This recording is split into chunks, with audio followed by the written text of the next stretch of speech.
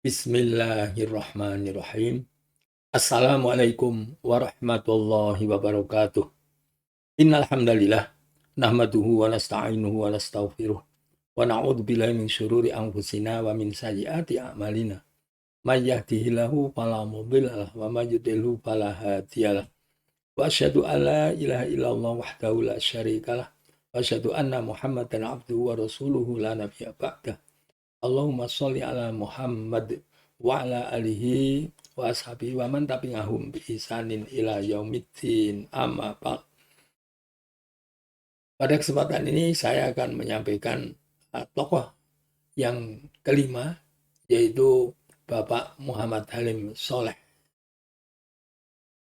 Bapak Muhammad Halim Soleh adalah seorang tunanetra, siswa YG Tunis, termasuk siswa awal ya. Karena pada waktu saya masuk ke YG Tunis pada tanggal 12 Desember 1970, beliau sudah keluar dan beliau telah lulus dari ujian guru agama dan mendapatkan tugas dari Kementerian Agama untuk mengajar di Cilandak, Jakarta. Nah, dia adalah berasal dari Jakarta, yaitu dari daerah Cakung. Saya pernah berkunjung ke rumahnya, yaitu di daerah Cakung, naik bis kota dari Pulau Gadung, turun di Pul Mayasari Panjang. Nah, demikianlah. Kemudian pada tahun 1972 pernah berkunjung ke YG Tunis dan saya bertemu pertama kali. Saya berkenalan dan orangnya cukup ramah dan familiar. Dan dia juga humoris. Waktu itu disampaikannya ya, sewaktu dia mula-mula di asrama YG Tunis, ya, itu waktu makan dari ibu asrama menawari ya untuk tambah nasi. Ya. Halim tambah nasinya, jangan Bu. Maka ditambahlah sayur oleh ibu asrama. Diulangi lagi, ya. Tambah lagi. Kemudian ini bagaimana? Ya, jangannya sudah banyak, mengapa masih minta tambah terus? Ya. Nah, baru dia tertawa. Ya. Nah begitu. Nah, perkembangan selanjutnya dia sebagai seorang guru yang tunanetra itu punya dedikasi yang baik, mengajar dengan baik. Dan dia di luar dinasnya juga memberikan pelajaran-pelajaran agama, memberikan dakwah pada kesempatan-kesempatan tertentu. Dia mengutamakan memberikan pengajian, mengaji Al-Quran kepada teman-teman tunanetra, termasuk anak asuh, anak didiknya. Dia juga memberikan pengajian pada masyarakat pada umumnya. Selanjutnya, dia mendirikan yayasan diberi nama Yayasan Rawdatul Mahfufin. Kegiatan melanjutkan yang sudah ada dan ditingkatkan lebih efektif lagi bagaimana pengajian kepada para tunanetra dalam mengaji Al-Quran, membaca Al-Quran dan diusahakan dengan penerjemahan dan penafsirannya. Begitu pula juga diberikan pelajaran yang lain seperti pelajaran fikih, pelajaran akidah, akhlak, tarikh, dan lain-lainnya. Begitulah yayasan yang diketuai oleh Bapak Muhammad Halim Soleh mengalami kemajuan dan juga berusaha menerbitkan Al-Quran dalam huruf Braille. Penerbitannya bisa berjalan dengan baik dan sekitar tahun 97 pernah berkonsultasi dengan saya bahwa merencanakan untuk menerbitkan Al-Quran dan waktu itu yang dikonsultasikan mengenai Hamzah Wasol. Hamzah Wasol di awal ayat saya ingat itu. Kalau Hamzah Wasol di awal ayat yang berharokat fathah maka tidak diberi tanda fathah. Seperti lafaz Alhamdulillahi Rabbil Alamin. Tetapi kalau berharokat dhammah maka diberi harokat dhammah. Seperti utlu ma uhiya ilaik. itu diberi tanda lemah. Kalau dia berharokat kasroh juga diberi tanda kasroh. Seperti Iqra bismi rabbikal ladzi khalaq. Nah, saya waktu membenarkan. Nah, pada tahun 99 menerbitkan Al-Quran dengan komputer. Dan yayasan inilah yang pertama kali menerbitkan Al-Quran menggunakan komputer. Kemudian pendidikan di Raudhul Mahfudhin yaitu bersifat ya semacam pendidikan non formal, memberikan pelajaran agama, menulis dan membaca huruf braille atau juga mengaji, membaca Al-Quran dan seterusnya. Kemudian mendapat fasilitas dari Kementerian Agama yaitu beraktivitas membuka kantor Raudhul Mahfudhin di Ciputat di kompleks UIN Syarif Hidayatullah Jakarta. Nah, saya pada waktu terjadi musibah Situ Gintung, saya waktu itu ada kesempatan ke Jakarta, yaitu karena adik saya menikahkan, saya berkunjung pada saudara saya di Bogor. Nah, sepulang dari Bogor, saya mampir ke Ciputat, ya, bertemu dengan Bapak Muhammad Halim Soleh, dan juga di sana ada Muhriddin Pakis yang dia mengungsi, ya. Rumah dia yang di Cirende kena musibah Situ Gintung, sehingga dia mengungsi dan istrinya mengungsi ke tempat saudaranya. Di situ juga saya sempat ketemu dengan saudara Ade Ismail. Setelah selesai dalam kita bersilaturahim dengan keluarga Bapak Muhammad Halim Soleh, kami pamit pulang untuk kembali ke tempat adik saya di Ciputat. Maksud saya di Cempaka Putih, Cempaka Putih, Jakarta. Pada kesempatan itu, Saudara Rosin menumpang kepada kendaraan saya untuk bareng, dan dia mau turun di daerah yang dekat dengan Cirende untuk menengok keadaan rumahnya yang kena banjir itu. Nah, pada kesempatan lain saya juga berkunjung kepada ke rumah Bapak Halim Soleh bersama teman, yaitu ada kegiatan pertuni di Taman Mini Indonesia Indah pada tahun 93. Nah, dalam kegiatan organisasi, Bapak Halim Soleh juga cukup aktif. Sewaktu di asrama, beliau termasuk aktif mendirikan atau mengadakan pengajian antar anak asrama yang diisi oleh warga asrama itu sendiri, dan sekali-kali mengundang ustadz dari luar.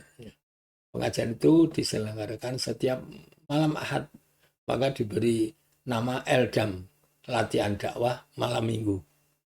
Yang selanjutnya pengajian itu berkembang menjadi Himpunan Tunanetra Islam atau HIMTI yang diresmikannya pada bulan Januari tahun 1971. Dan waktu itu Bapak Halim Soleh sudah keluar dari Jaket Tunis. Tetapi beliau tetap masih memberikan dukungan, dan sewaktu terjadi fusi antara Himpunan Tunanetra Islam HIMTI Yogyakarta dengan Perpit, Persatuan Pelajar dan Pemuda Islam Tunanetra Bandung, Bapak Muhammad Halim Soleh juga memberikan dukungan. Antara HIMTI dan Perpit meleburkan diri atau fusi pada tahun 1982 di Semarang. Labilah kegiatan selanjutnya dalam musyawarah. Oh ya, bahwa HTI atau Himpunan Tunanetra Islam itu pada tahun 1999 berubah melalui musyawarah nasional tunanetra Islam dari HTI berubah menjadi ITMI, Ikatan Tunanetra Muslim Indonesia. Pada Munas pertama ITMI di Yogyakarta, Bapak Muhammad Halim Soleh juga hadir.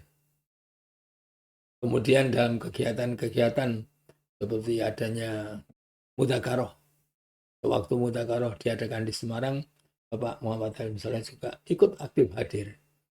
Sewaktu daurah diselenggarakan di Bandung, yaitu di sebuah madrasah dekat dengan tempat kediaman Bapak Haji An Juhana, saya dengan saudara Imam Syafi'i dari Semarang sudah hadir. Tetapi Bapak Muhammad Halim Soleh menelpon kepada Bapak Haji An Juhana minta izin, dan dia mau ada rencana minggir dari kegiatan ITMI. Bapak Haji An Juhana menyampaikan, loh kok minggir bagaimana? Kita sama-sama berusaha di tengah. Kalau Anda minggir berarti itu minggirkan saya. Nanti kalau semua minggir, terus kegiatan bagaimana?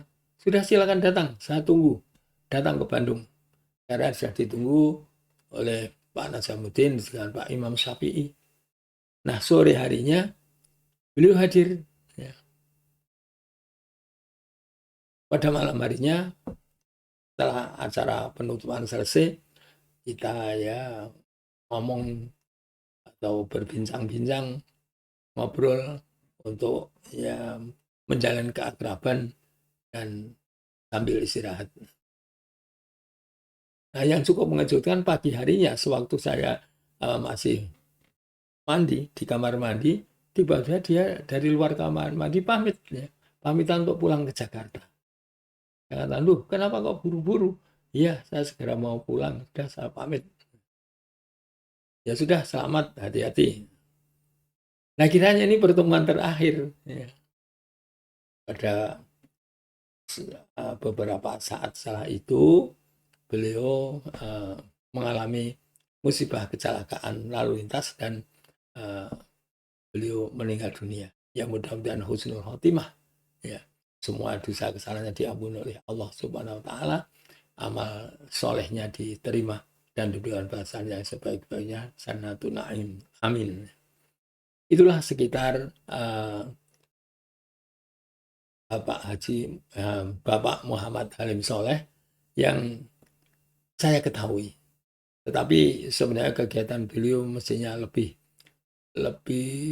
banyak lagi. Karena saya tidak mengadakan ya semacam semacam penelitian atau pertanyaan kepada pihak keluarga ataupun juga pihak Rotul Makfufin. Tapi dengan melihat kegiatan Rotul Makfufin sekarang ini, jadi sepeninggal dari Bapak Muhammad Halim Soleh, Rotul Makfufin tetap berjalan dikelola oleh kader-kader beliau dan semakin hari semakin maju. Dan sekarang kita bisa melihat bagaimana kemajuan daripada Rotul Makfufin. Dan dalam kegiatan mengenai Al-Quran Braille, Rotul Makfufin itu selalu aktif. Lebih dalam pertemuan akhir-akhir ini pada tahun 2021 yang mengenai revisi buku pedoman menulis dan membaca Al-Quran dalam huruf Braille yang diterbitkan oleh Badan Lajnah Pentasan Mushaf Al-Quran pada tahun 2011, dari Rotul Makfufin tampil aktif. Dan kegiatan itu antara lain didukung oleh saudara Zainal Abidin, seorang awas yang mumpuni dalam IT maupun dalam tulis baca huruf Braille, baik Arab maupun Latin. Dan sepertinya beliau adalah tugas pokoknya di Mitra Netra. Tapi dia mendukung kegiatan daripada Rotul Makfufin. Dan kiranya keputusan terakhir mengenai tulisan Al-Quran dalam huruf Braille di Indonesia, yaitu yang kembali mengikuti Mushaf Al-Quran Standar Indonesia atau MSI dari Rotul Mafuin, banyak memberikan peran serta andil mengenai terwujudnya Al-Quran tersebut. Nah, demikianlah riwayat daripada Bapak Muhammad Soleh, dan saya menganggap beliau sebagai tokoh dalam ini pengembangan Al-Quran dalam huruf Braille di Indonesia. Kiranya ini yang saya sampaikan. Jadi kelima tokoh kami sampaikan, dari Bapak Supardi Abdul Somad ya, dari Yogyakarta, kemudian Bapak Haji Kasful Anwar dari Bandung, Bapak Abdullah Yatim Piatu ya juga dari Wataguna Bandung, serta Bapak Muhammad Halim Soleh di Jakarta. Sekian, mudah-mudahan ada manfaatnya. Terima kasih. Subhanakallahumma bihamdik, asyhadu alla ilaha illa anta, astaghfiruka wa atubu ilaik. Assalamualaikum warahmatullahi wabarakatuh.